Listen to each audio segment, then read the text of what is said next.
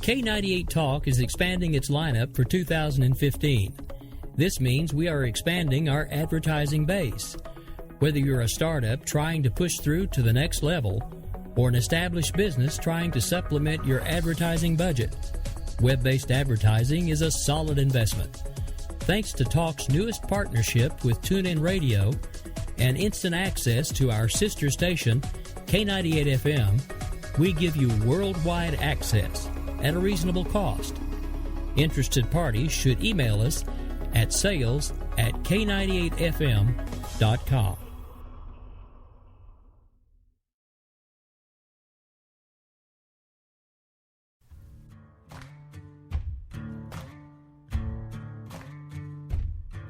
K98talk.com, a leader in internet radio.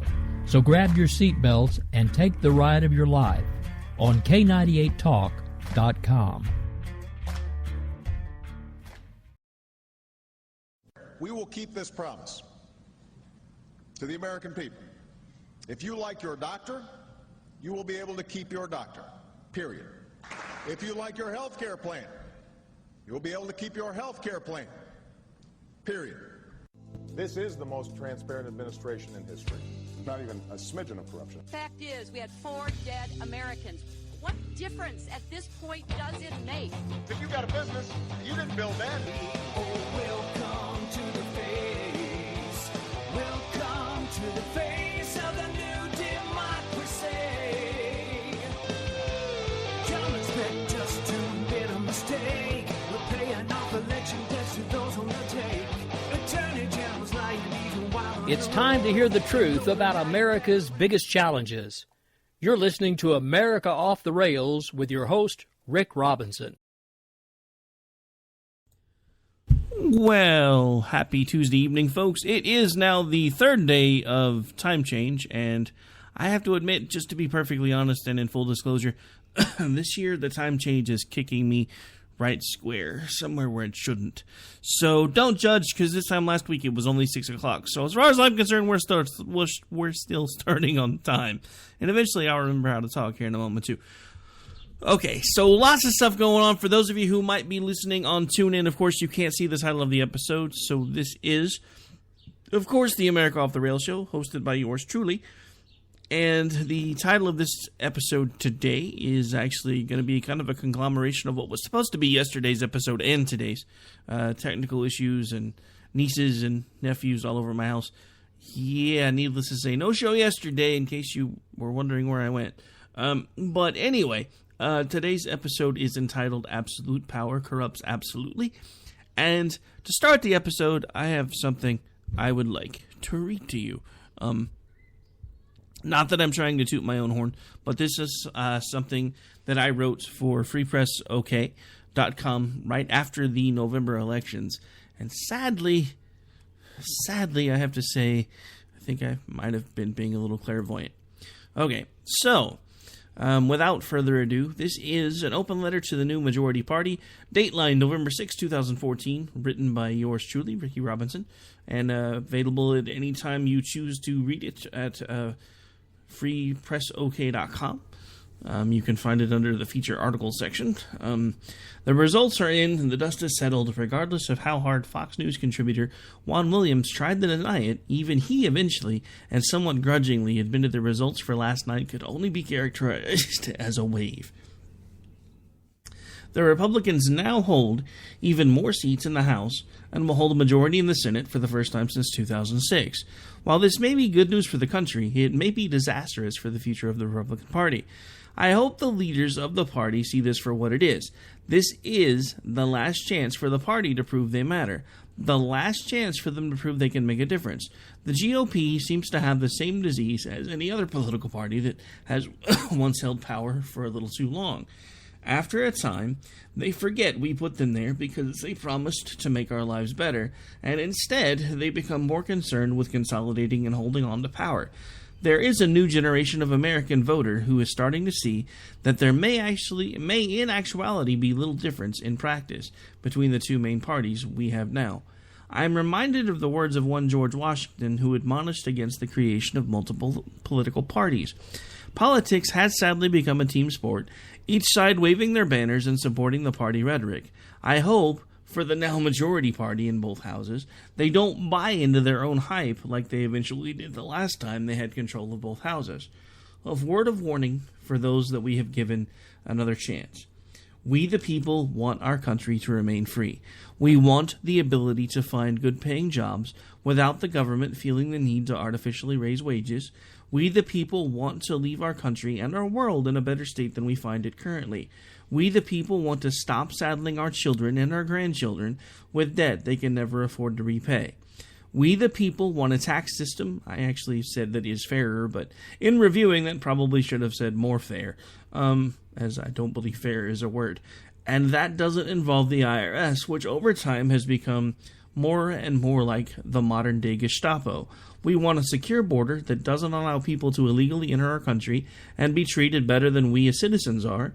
No other nation or people allow themselves to be completely overrun by illegal aliens, and it's time we are allowed to hold ourselves to the same standard. It is time we return to our founding documents and stop having them being looked at as old, outdated, and useless. These are the things you as a party has run on. These are the things we expect to have happen.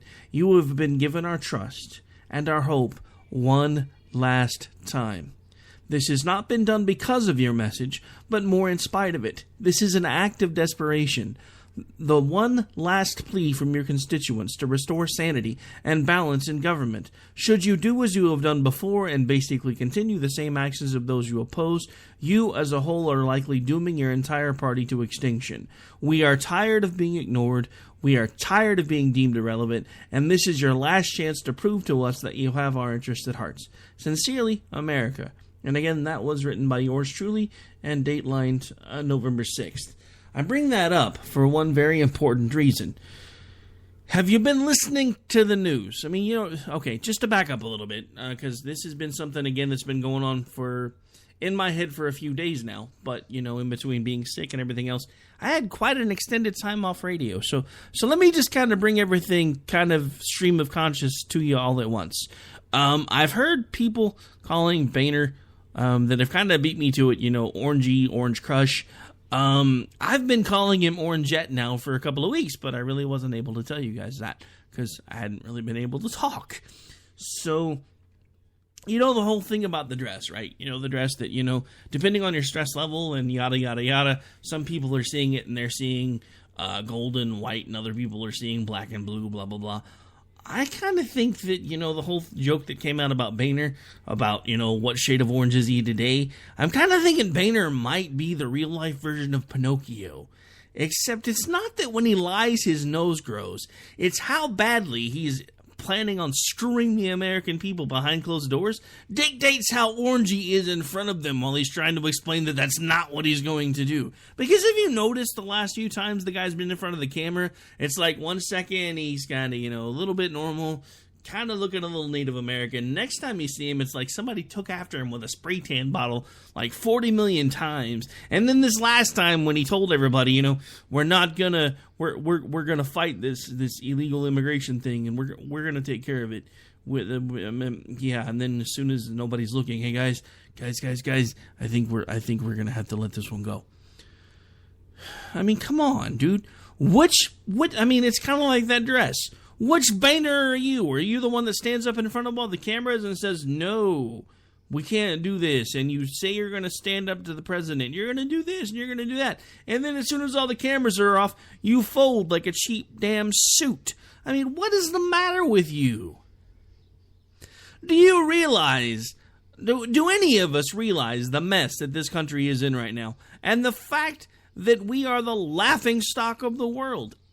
And to make it even worse, it just keeps getting worse, and nobody seems to care.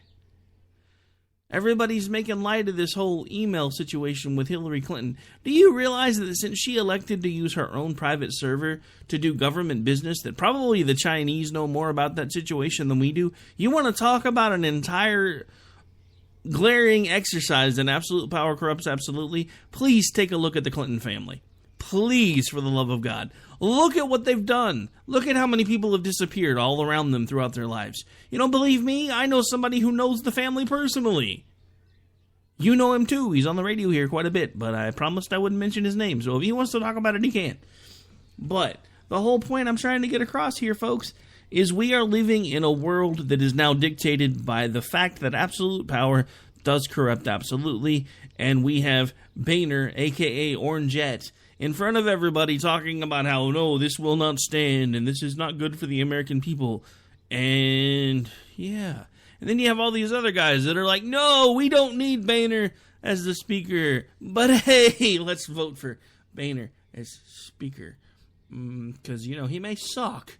But if we don't vote for him, by rules, if she gets enough votes, we could wind up with Nancy Pelosi again. So yeah, guys, we know Boehner sucks. And we know for some reason he's really, really bright orange.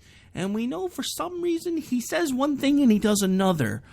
But it could be worse. We could have Nancy again. So I'm sorry, guys, but we're gonna have to vote for Boehner. I mean, we've been getting screwed again from the moment they were all sworn in.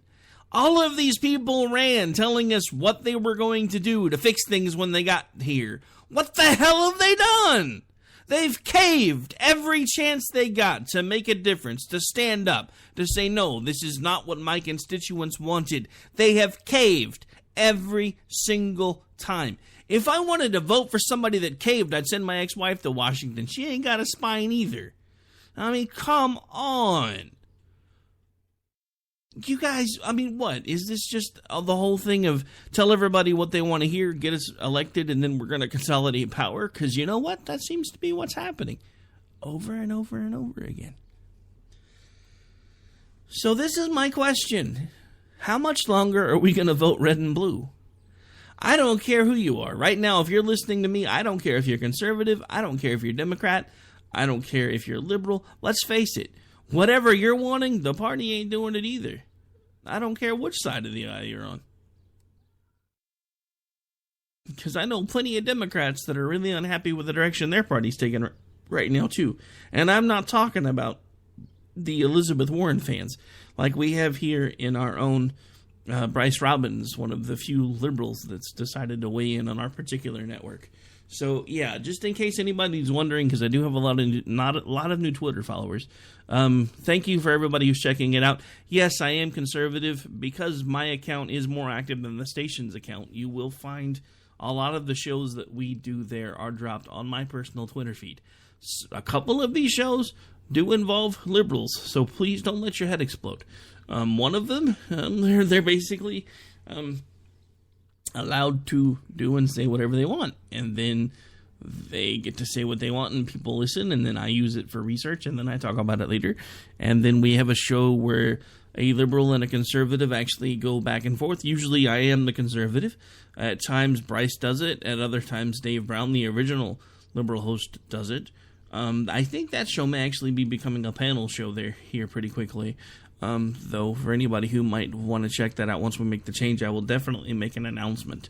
I'm still trying to work out finding a couple, at least one or two more conservative type folks to hang out on that particular panel, but we will get there eventually. But anyway, I kind of digress. So, absolute power corrupts absolutely. Saturday Night Live, I think, kind of has the same thought I do when it comes to this whole Hillary thing, and the fact that it basically is just another example of absolute power corrupts absolutely. So this is going to run for a few minutes, but we're going to play it in its entirety, only because it made me giggle. And with as angry as I've been lately, giggling is not necessarily a bad thing. And now a message from Hillary Clinton. Good evening.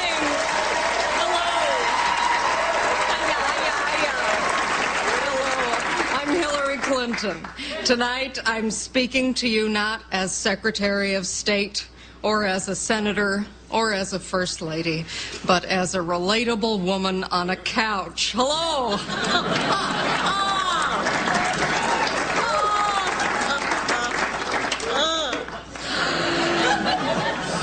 Recently, it was revealed that while I was Secretary of State, I did not use a government email. I used a personal one, leading many to believe I was hiding scandalous or incriminating emails. And to those people, I'd like to say, nice try. Those emails are clean as a whistle. This is not how Hillary Clinton goes down. I mean, what did you think my email said? Hi, it's Hillary. I really screwed up on Benghazi today. Please. I wasn't born yesterday. I was born 67 years ago, and I have been planning on being president ever since. There will be no mistakes in my rise to the top if I decide to run. Who knows? Who knows? I don't know. I might not. As you can see, I'm just relaxing at home.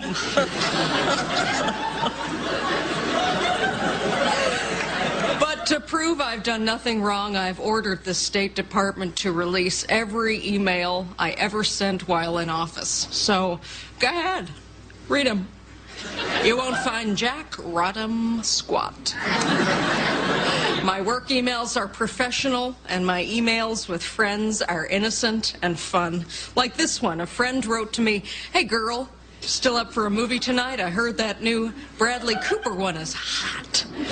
What do you want to see?" And I responded with, "I want to see myself as President of the United States of America." See? Just fun woman talk. And in emails to Bill, the only thing you'll dig up is a little bit of mature romance. Take a look at this sexy email I sent him on our anniversary. "Dear Sir or Madam, congratulations on your continued marital success. I would like to schedule a sit-down at your earliest convenience. Regards, the office of Hillary Clinton."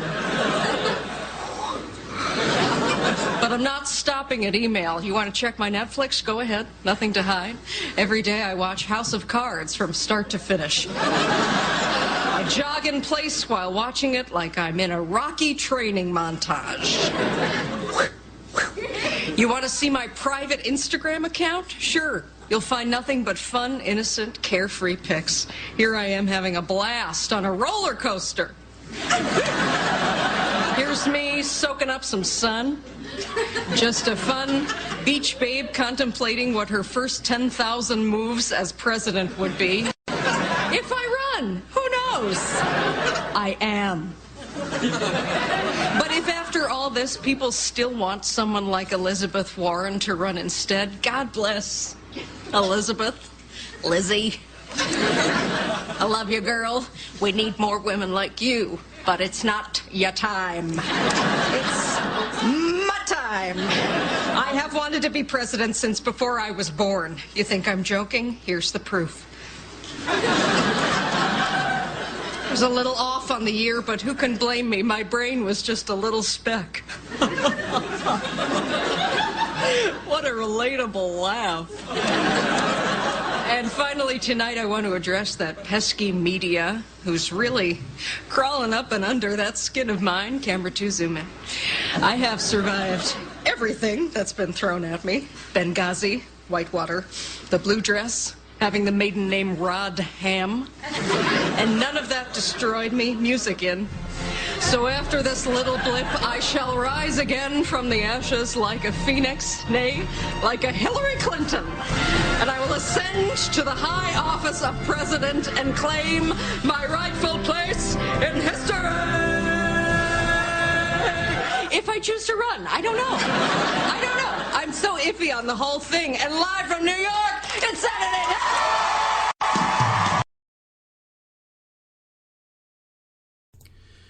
All right, so yeah, SNL does a pretty good job of making light of the situation, but let's be clear here. This is basically a violation of policy. Now, granted, I'm not sure at the time that this happened that there were any laws violated, but at the same time, this basically shows, again, Hillary's disdain for doing what other people have to do. Much like the whole Obama and his personal phone that he wasn't supposed to keep after he was elected, that he managed to bend the rules for. Now, the most disturbing thing about this whole email thing is not necessarily the emails themselves. It's not necessarily the fact that Hillary has once again demonstrated that as far as she's concerned, she doesn't have to follow the same rules as everybody else. Big surprise. Miss I was poor when I left the White House is basically now telling everybody, screw you, I'm going to do what I want to do. She's even come out now and said that she will release only certain emails and that the server that is still in her house will remain largely private. Trey Gowdy had some interesting things to say about that. At this point, I am kind of working from memory, but he, talks about the picture that was of her on a plane on her way to Libya with her handheld device, and the fact that we have no email communications at all in regards to anything that happened around that time frame.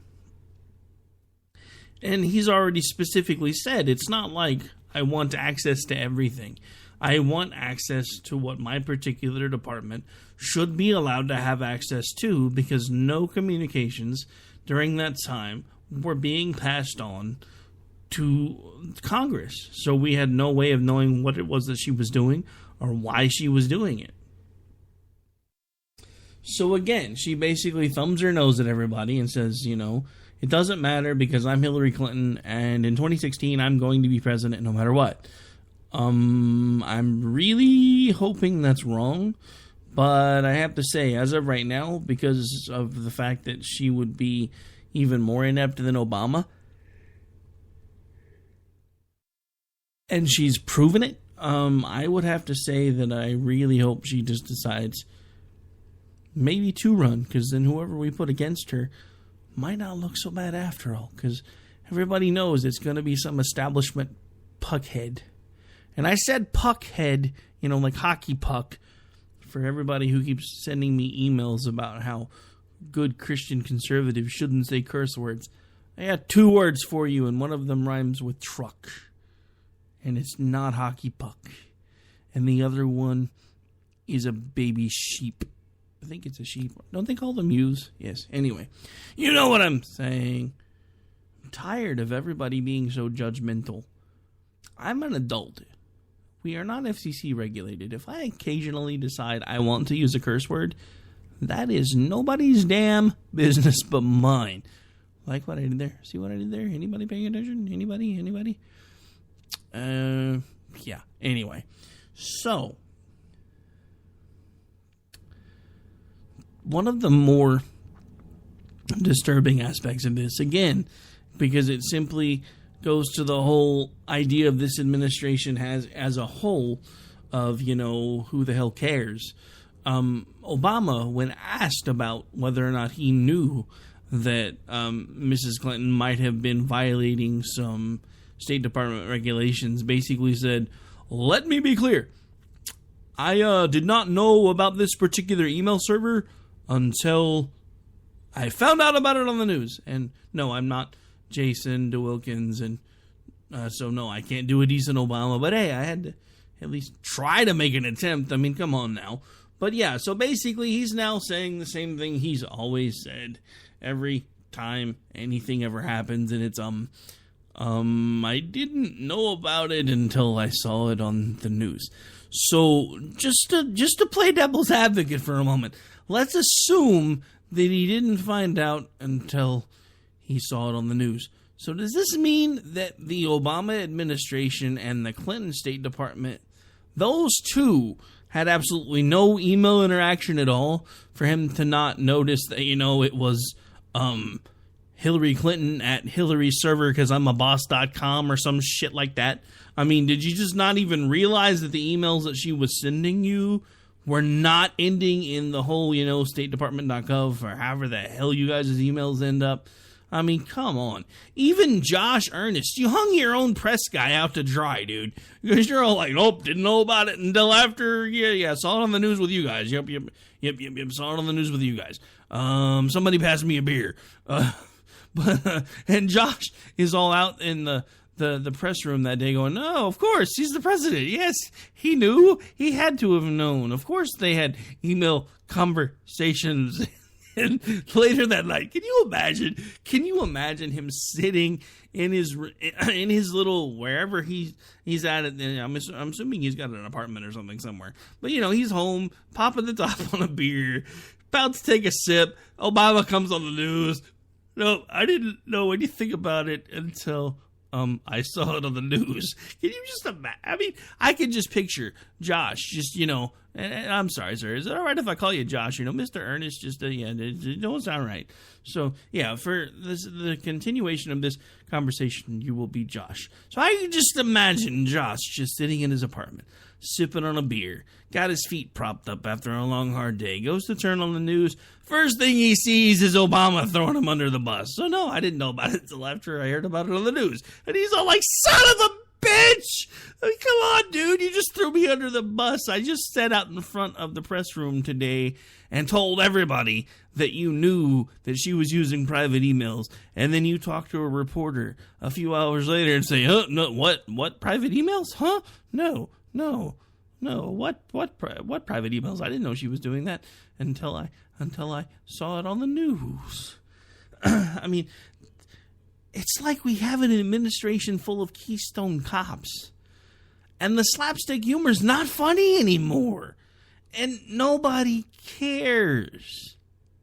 It's the scariest thing I have ever seen in my life, and nobody cares. We have a State Department that basically goes anywhere, does anything it wants to do. Not held accountable for anything. Apparently not communicating with the White House, because the president had no idea that she was using her own private email account to conduct government business. When she gets called onto the carpet for this particular action, she refuses to turn over the entire server for inspection because First Amendment, damn it. I mean, I'm sure that's probably what they're screaming, but, it's just one of those things. So, I don't know. I'm really perturbed by the entire situation, because we have a president who, anytime he has a chance to step up and say, guys, we kind of dropped the ball here, but we're going to fix it. It's nope. Didn't know anything about it until I heard about it on the news. It's really scary. All right, so just in case anybody is listening, I know we did get a later start than what I normally do, but we do not. Give me a second, and I will get the phone lines open. I didn't realize I didn't have them open. You ever have one of those days? Okay. So anyway, I'm probably going to take a commercial break for the last half of the show. If anybody wants to call in, we will have the phone lines open. I will get them open while we are at commercial break, because I didn't realize I didn't have them programmed and ready to go. So, anybody who wants to call in, the telephone number is...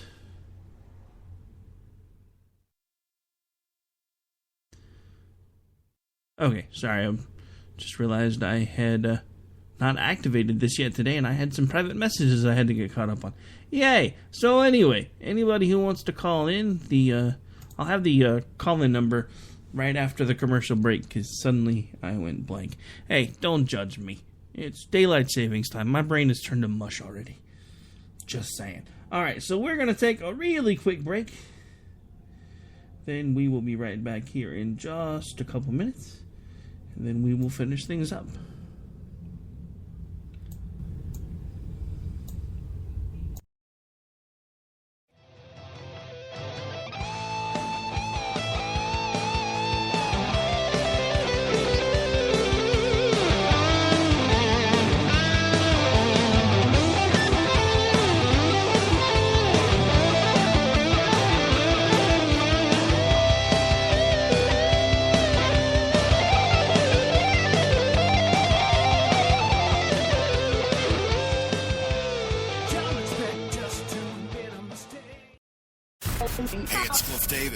KLCI-FM, the best radio station in the world. Coming soon. Stay tuned. This is Misty, owner of Wax It Studio in Edmond, Oklahoma, and I'm here to talk to you about a skincare product called Theramedics.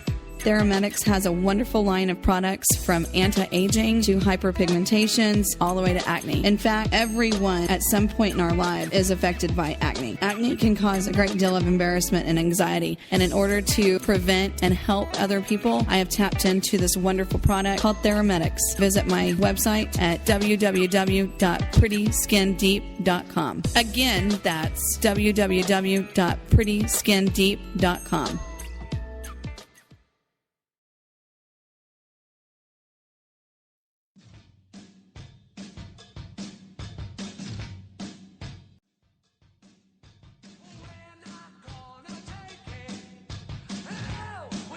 Hey y'all, this is Sam Janney, also known as The Bunny, and you're listening to America Off the Rails.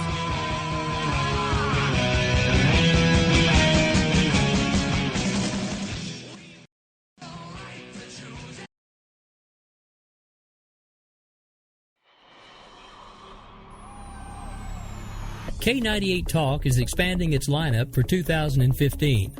This means we are expanding our advertising base. Whether you're a startup trying to push through to the next level or an established business trying to supplement your advertising budget, web-based advertising is a solid investment.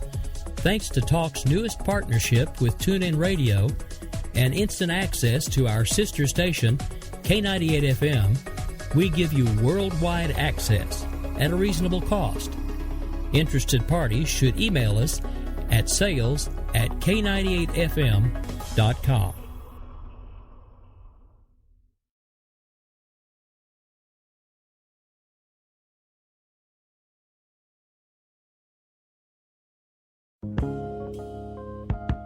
Tune into The Family Factor with Denny C. every Monday, Wednesday, and Friday morning at 5 a.m.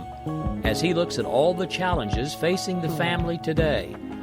Denny will give you a refreshingly new look at tackling some of the biggest issues. So start your day off on the right foot with Denny C. and The Family Factor, right here on K98Talk.com.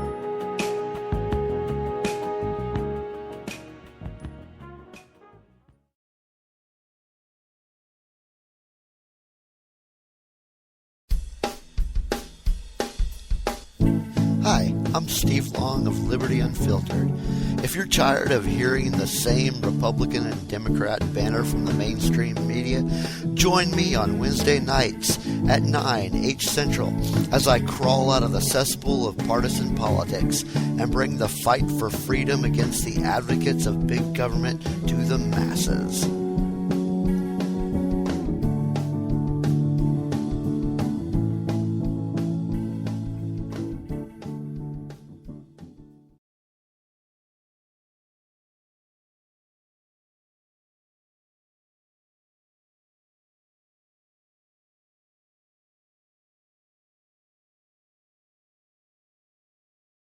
For our own cause, we got a pen and telephone to bypass all your laws. Political correctness will replace the Bill of Rights. Support religious freedom, lest you pray to Jesus Christ. The press is in our pockets cause it's no longer free. You cannot make a move now that the NSA can see. Don't expect equality, respect for fair play. The IRS will target those who vote the wrong way. Welcome to the place. Welcome to the place. All right, folks, we are back. We are live. So just in case anybody's wanting to talk to me today, let me give you all the different ways you can do that. Now, unfortunately, up until now, I haven't been in the chat room. I got to tell you, I'm really not very good at that. I've got to make a better habit of that. I do have my Twitter account open, though, so if you want to reach out to me there, you can. It's _R_OKC. You can find me on Facebook at www.facebook.com/Rowdy Ricky Robinson. I don't normally have that open during the show, only because Facebook has become a data hog, kind of like, sucks down everything. So even with, tablets and laptops and desktops and everything else we've got going on around here to try to make sure everything runs smoothly, it's too much data intensity stuff and it pulls down the network. So Facebook, if you want to hang out with me there, normally you can after the show. Again, you can find me there at www.facebook.com/Rowdy Ricky Robinson. You can reach me anytime via email at Ricky at thesparkradionetwork.com. I am the managing partner there, as well as the programming director here at K98talk.com. I did get an announcement, or a message while I was on commercial. We are moving forward with some talks with another network that shall remain nameless until we finalize, but do have some pretty good and exciting news in the works there. Do hope to be able to bring you guys some information about that in the future. Actually, and for the last half of the show, if anybody's interested, we do have a phone line that you can call into. I know for some reason, a lot of times, internet-based talk shows, everybody wants to do the chat room thing. So I'm definitely going to have to work on getting better with that. I just have not been able to figure out how to integrate everything that we try to do all in a single show while I'm doing all of this as well. But you can reach out to us, should you choose, via phone. You can also call in via Skype. If you have access to Skype, you can simply look up K98talk.com. You can Skype with us there anytime the shows are live. You will want to make sure that it is one that is owned by K98 Talk, because a lot of the other stuff that we do, while it may be live, you can't get a hold of them at our particular numbers. You can call us, but, and I'll talk to you if I'm here, but it won't be during the show, just saying. But yeah, so anyway, the number you can reach us at, should you choose to do so, is the same one we give out every day, Pinky, 408-681-8255. That is, again, 408-681, and it actually spells out talk. Pretty nifty there. So 408-681-TALK, and you can reach us there as long as we're live.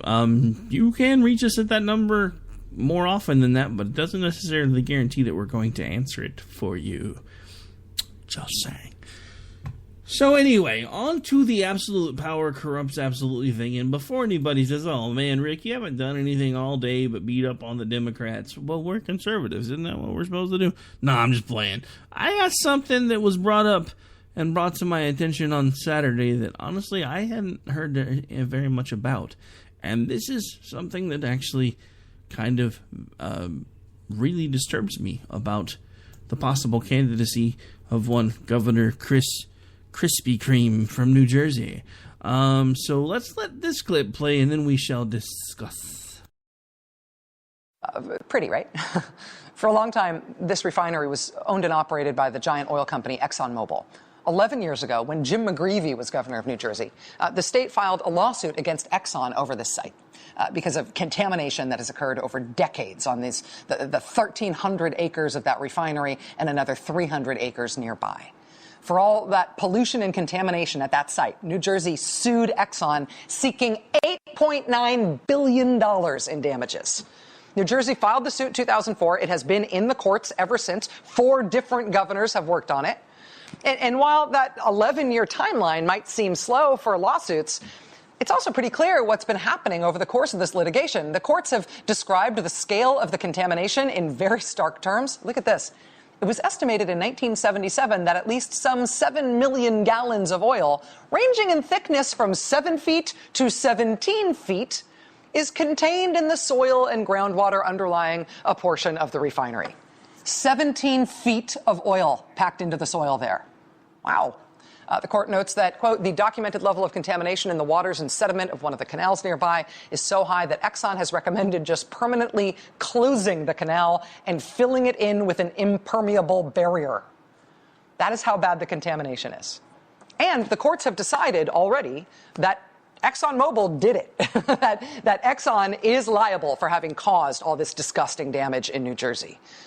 When this case went to trial this past year before this judge in Mount Holly, New Jersey, the only issue that was still to be settled was not whether or not Exxon did it, whether they were liable. There wasn't even the question of what exactly Exxon did. When it went to trial last year, the only remaining question was how much Exxon was going to have to pay for it.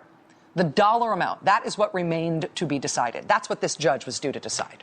And again, the state of New Jersey, for the last 11 years, has been seeking $8.9 billion in damages from Exxon. They wanted $2.5 billion to essentially repair the damage at those sites, clean them up, and then they wanted another $6 billion to compensate the state for what Exxon had done to this huge swath of land. So that trial, to determine what Exxon owed, that trial lasted from January to September of last year. The last filings happened in November, and after the last filings came in, that judge had been expected to rule at any time. But the New York Times reports today, in a bit of a bombshell, that the Chris Christie administration just settled the case. Remember, the state officially had been seeking $8.9 billion. $8.9 billion. How much did they settle for? Not bad. Not even $1 billion. They settled, according to the New York Times, for $250 million. How did New Jersey go from wanting $9 billion to being happy taking a quarter of $1 billion? The judge had been due to rule in this case any day.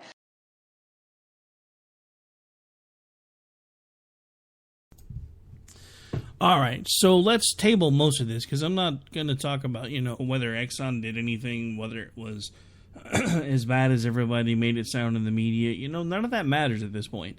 What I'm talking about right now is the fact that up until just little bit ago, they were staring down the barrel of an $8.9 billion lawsuit. And now, all of a sudden, Governor Chris Christie, Governor Krispy Kreme Christie, who getting money out of that man is like trying to, come on. There's not a nice way to put this, but let's just say it. Trying to get money away from that guy would probably be a lot like trying to fight him over a piece of chicken. It's going to be messy. It's going to be dirty. And there might even be blood before it's all over. So all of a sudden we go from $8.9 billion to $250,000. That's like somebody owing you $100 and you settle for $2.50. Let that sink in. You loan somebody, let's just say, let's look at this another way. Somebody dents the shit out of your car. Brand new car. You just got it. Somebody gets pissed off at you. They grab a baseball bat. Next thing you know, they're like, bink, bink, bink. Put 3 or 4 good dents in it. So after you beat their ass, and you're going to do it, don't lie. After you do that, you're like, look, this is what's going to happen. We're going to take this. We're going to go get an estimate. You're going to pay for the damages. Plain and simple. And this is what's going to happen. And if it don't happen, what just happened to you in your face is going to happen somewhere else. And it may or may not result in you not ever being able to have children again. So, yeah, we're going to get this done. So, anyway, they come back to give you the estimate, and they're like, hey, dude, to fix this dents here, we're going to have to use this little pulley tool right here. We're going to have to drill a hole, pull some stuff out, put some Bondo, maybe do a little sanding work. So, yeah, you're probably looking maybe $6,000-$7,000 to get it all done, We hope you're all right with that. And you're like, hey, I ain't paying for it, so you got to go talk to that guy right there. And then all of a sudden, out of nowhere, there's a little wink, wink, nudge, nudge, and all of a sudden you're like, hey, you know what? I'll cover $6,500 of that. Brother, all you got to do is pay me $500. So either there was some backroom action, or ExxonMobil just bought themselves a politician. And either way, that is not, come on. Mental image. Chris Christie, backroom action. No, we don't need none of that. But I'm just saying, either he got a little something out of this deal, or they just pocketed a politician. Again, absolute power corrupts absolutely. And can I say this for 100%? Am I saying today that I tell you in front of God and the world that Chris Christie is a lunatic? No, I'm not. I don't know him well enough. I don't know the situation. He may have realized that they had no case at all, or they may have, kidnapped his grandmother or held her hostage until he agreed to this. I don't know. But come on. How do you go from $8.9 billion to $250,000? To me, and again, I don't know the entire situation, but that just seems like another glaring example of absolute power corrupts absolutely. So depending on where you want to see absolute power as being in this situation, because, it could have been ExxonMobil going all Cruella de Vil and be like, you're either going to settle this or your family dead, your friends dead, your dog dead, your fish dead. Oh, wait, that wasn't Cruella. That was kind of The Godfather. So, yeah. But anyway, I digress. But it's just another one of those things that kind of makes you go, First of all, I wouldn't have voted for Chris Christie if my life depended on it. I mean, come on, think about this for a second. And this is coming from a fat guy, so I am allowed to say this. I love me some food. And actually, at work today on the phone, I was called something that shall remain nameless. And I had to hit my mute button because it really did make me laugh, because I really do like what he said I liked. And he's all like, dude. Okay, you know what? I'm just going to say it. I was called while at work today, doing my day job, a fat Twinkie-eating bastard. I used to do security work after everything else. So I used to always joke all the time when I was talking to my friends that still wore actual police badges and stuff that, now I'm a rent-a-cop, so now I can't afford donuts, I only eat Twinkies. So when the dude called me a fat Twinkie-eating bastard, all of a sudden I'm having to keep from laughing my ass off right there in the middle of the call floor, because it was just kind of funny. But, that being said, I mean, come on, how hard would it be to bribe Chris Christie? I mean, I'm going to stand strong against Congress, and I'm not going to sign anything that I don't think is fair until they hand me a box of donuts, and then I'm done. Is it a mean thing to say? Probably. Is it an honest statement? You know as well as I do that it is, because I got to tell you right now, if I'm hungry, there are days I would sell my children for a box of donuts. Don't judge. Don't look at me like that. You know you do it too. All right, so anyway, absolute power corrupts absolutely. I think that may be the last I'm going to talk about that one, only because there is some local news that has me more than a little sad and more than a little disturbed. I can't say it's my alma mater, because I was going to go to school there, but I actually didn't finish getting my degree, so I never actually made it in there. University of Oklahoma, but I do have several family members that have gone to school there, several friends that have gone to school there. So it's a big deal to me, and I am a fan of their football team. That being said, there has been a news story going around the media for the last couple of days about a certain fraternity that I shall not mention the name of, because as of this point, it no longer exists on the campus of the University of Oklahoma, thanks to swift action and decisiveness by President David Boren. Everybody wants to call them kids, but let's be honest, they're not considered kids. They're away from school. They're on their own. As far as they're away from home. They're at a college, so they're not in high school anymore.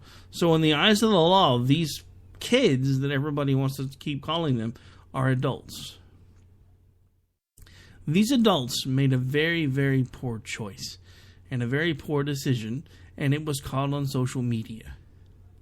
And this is what drives me crazy, because as a conservative, I talk to people all day, every day, who want to keep the race thing at the forefront, and I keep looking at them like they're crazy, because I'm like, we live in the 21st century.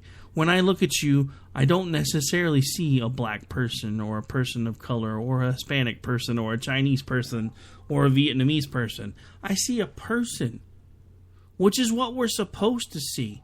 We're so busy being labeled and bisected and separated by everybody, from the people that want to sell us things to the government. Everybody is constantly doing things to label us, to divide us, to make us realize that we're so much different than everybody else. I mean, if we're going to do that, then we might as well all just admit right now that no two of us are alike, and we are all different people. So we might as well just stop living together now and just move off into our own little caves and go back to being cave dwellers, and maybe one or two of us hang out in a cave, and that's it, because we're all different. It doesn't matter if we're the same color, we're still different inside. It doesn't matter if we're different colors, because we are different inside, but we are all people. And I keep trying to make this argument over and over and over again. Anytime anybody wants to start talking about Ferguson or this or that, and then things like this happen in the news, and I get slapped in the face with the fact that even in the 21st century, there are people that are still dropping the N-word because they think it means something. Let me tell you something. That word is in the dictionary, and it doesn't mean what we've made it mean. It means that you are saying that someone is ignorant, foolish, and uneducatable. That's what that word means. It's not directed at any particular color of person. It specifically means that if you're a dumbass, we can use that word to describe you because it is another word for dumbass. So all of you who were sitting in the middle of that bus chanting that word over and over and over again were proving that you were the only ones in and around that bus that deserved to have that word used about you, because you are all a bunch of dumbasses. And what is dumbass a synonym for? That particular word right there. So, to those of you who are outside of the state of Oklahoma, who are all over all of these threads talking about how we're a bunch of racist inbred hillbillies, y'all can shut the hell up. Because there are plenty of Oklahomans here who don't see color when we look at people. And I want you to also realize something else. Yes, this is in Oklahoma. Yes, it is a red state.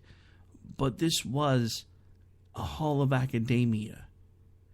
Let's think about who runs the majority of the halls of academia. The professors.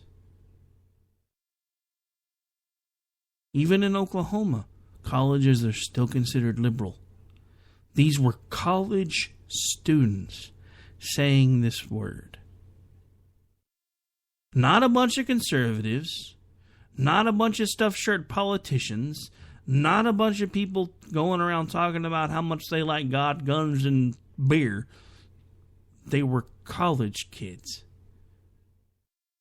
who have spent the last, started age 5. These kids probably range from about 19 to 20. So roughly the last 15 years of their lives being surrounded by some of the most liberal people in the state of Oklahoma. And they all start chanting that. So before all of you higher and mightier than everybody else liberals are going, oh my God, that kind of stuff wouldn't happen here in this state, blah, blah, blah, blah, blah. I beg to differ, because let's face it, there are still racists everywhere. And you don't have to be white to be racist, despite what the mainstream media and the popular political correctness theme is now of, you can't be racist if you don't have control. Tell that to the Mexicans who have a group called La Raza. Anybody want to care to translate for me what La Raza means? It's the race. So you tell me that's not a little bit of a racist sounding name. So, I have to say, for the first time in a long time, I am saddened by the actions of my Sooners. And I have to tell you from the bottom of my heart, the people that did the things that happened on this bus are not true Sooners. And that is what David Boren has said. That is what I now say.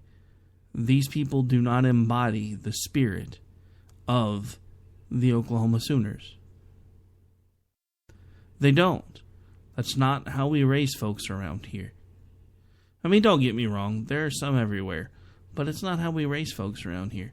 We don't teach people that it's okay to use that word. I definitely don't, because I had a bad experience when I was a child, when I didn't know any better, because my father and my grandfather used to throw that word around like it meant chocolate bunny. And next thing I know, I'm all calling somebody that word in the middle of a store, and I'm a 5-year-old kid, and he looks like he wants to kill me. So needless to say, I didn't say that word ever again, because I didn't realize until that moment how hurtful it was. We have to remember, folks, whether we like it or not, words hurt. I know this firsthand because of things that have happened in my life, and I know this firsthand because I've had people that I now consider friends who have completely decided that at one point they were going to shut down their Twitter account because they were tired of fighting from every direction. You got to realize how hard it is sometimes to do the things that we do here, and to stand up and try to tell everybody, no, this is not 1963. We are not still a bunch of racist, inbred, backwards hillbillies.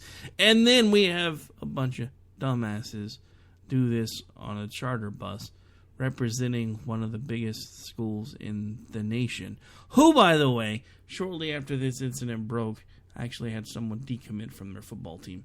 So for those of you who don't think that your actions matter and your words don't mean anything, when you represent something as large as the University of Oklahoma, you should really be careful what it is that you say.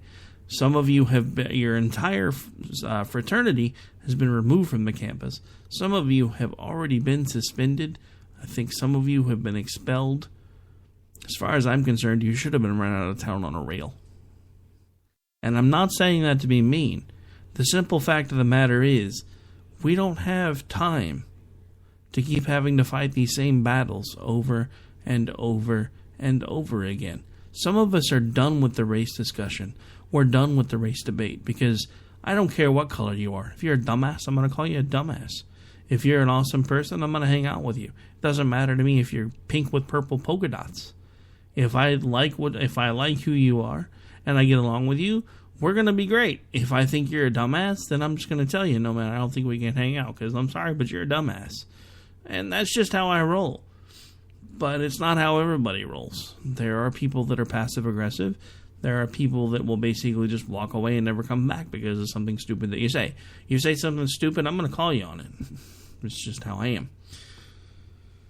All right, so this will do it for tonight's episode of America Off the Rails. I will be back with you tomorrow, hopefully closer to our regular time, because I do actually have a guest scheduled to appear with me tomorrow.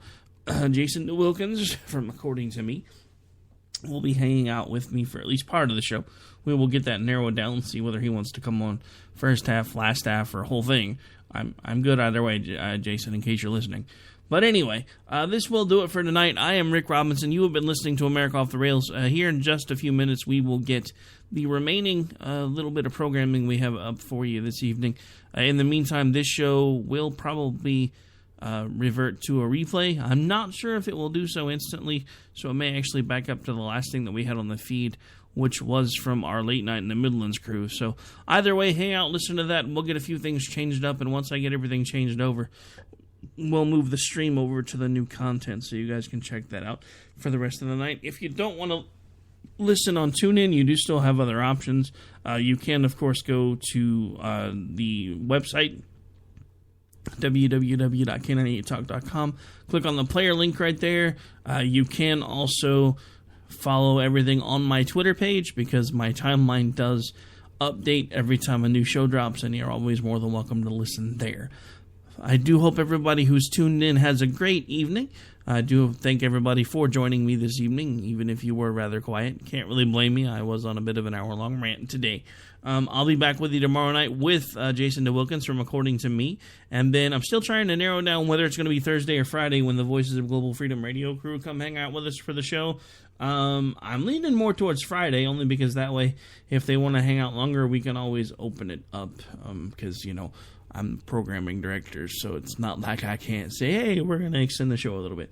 But anyway, it's been great getting back with you guys. I will get back on the groove a little more as we go on. Biggest thing is, you know, I was sick for that time, and then right as I started feeling better, time change kicked in, and I've just been kind of trying to get back into the groove ever since. But I'll be back with you tomorrow night. Bright, shiny, bushy-tailed, hopefully with some more opinions and some more news of the day. I am Rick Robinson. This is America Off the Rails, and I am signing off for the night. You guys take care.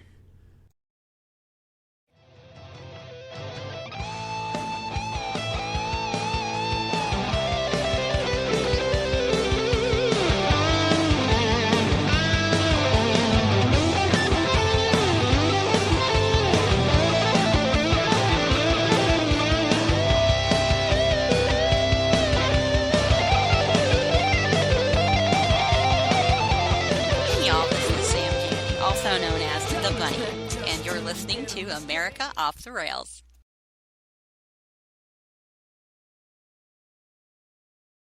Screw